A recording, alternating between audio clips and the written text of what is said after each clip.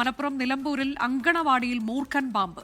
Railway സ്റ്റേഷന് സമീപത്തെ തോട്ടപ്പോയിൽ അങ്കണവാടിയിലെ അടുക്കളയ്ക്ക് സമീപത്ത് നിന്നാണ് മൂർഖനെ പിടികൂടിയത്. ഗോകുൽ കെ വേണുഗോപാൽ വിവരങ്ങളുമായി. ഗോകുൽ, കുഞ്ഞുങ്ങൾ ഇരിക്കുന്ന ഇടമാണ്, ആ സമയത്ത് കുട്ടികൾ ഉണ്ടായിരുന്നോ? വിവരങ്ങൾ.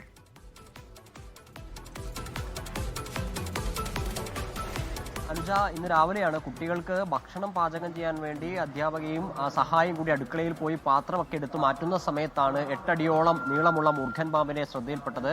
കുട്ടികളൊക്കെ ഉണ്ടായിരുന്നു. പിന്നീട് കുട്ടികളെ തൊട്ടടുത്ത വീട്ടിലേക്ക് മാറ്റിയിട്ടാണ് ഈ മൂർഖനെ പിടികൂടുന്ന നടപടികളിലേക്ക് കടന്നത്.